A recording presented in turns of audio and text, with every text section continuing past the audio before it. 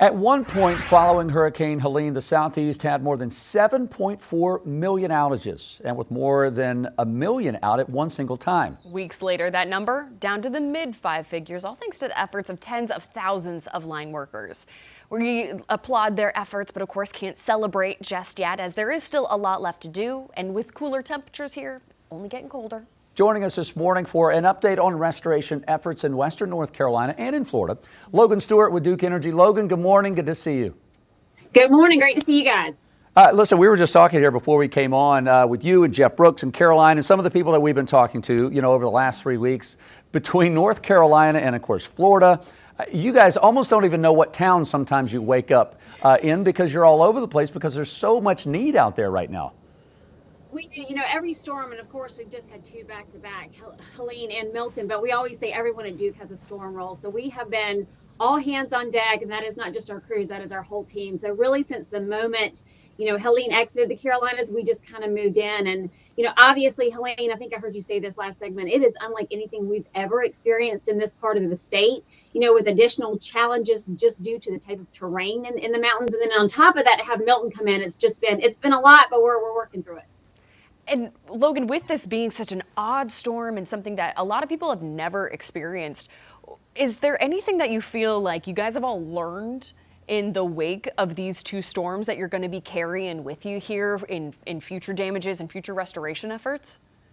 We learned something from every storm. I think this one was different because, as you said, no one really ever expected it to have the type of impact that it did in western North Carolina. And what we're really seeing there, we're down to about, in western North Carolina, as of this morning, 1,200 customers out from a peak of 1.4 million. So that's significant progress, but really what we're running into is just some of this challenging terrain. Again, something that is new for us. We know how to do these things, but it just takes extra work. So you're talking about having to bring in poles by helicopter to set those and finding unique solutions to things that we never thought we'd have to do. We've got crews out there hiking, in the terrain to get lines pulled over the mountains to get to places like Bakersville and get them back up and running. So it's just been a lot of collaboration, a lot of work. Of course, we brought in a lot of mutual assistance crews from out of state.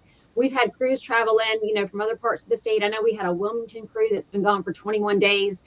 So just a whole lot of collaboration, team effort. We have also actually set up a command center now in western North Carolina, just because there is so much rebuild still remaining that we have to do. And a lot of that is underway, but we're going to continue just to kind of work out of this headquarters there to get all of that done. This video we're looking at is crazy here. Logan, looking at literally helicopters lowering the pole, stabilizing it so crews can get it in the ground.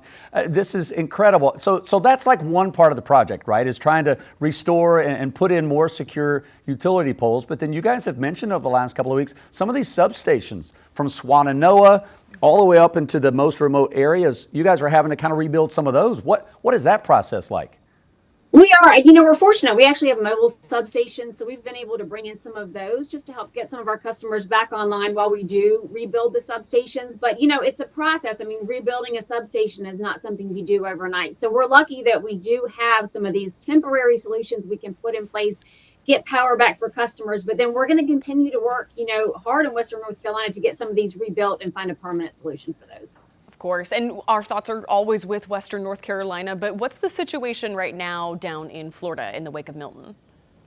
Yes, I just returned down from Florida. We, of course, have teams down there still working. We have brought those, that number of outages was at also over 1 million. So those have been reduced to, as of last night, we've had 99% of customers restored. So about 3,000 left, give or take some.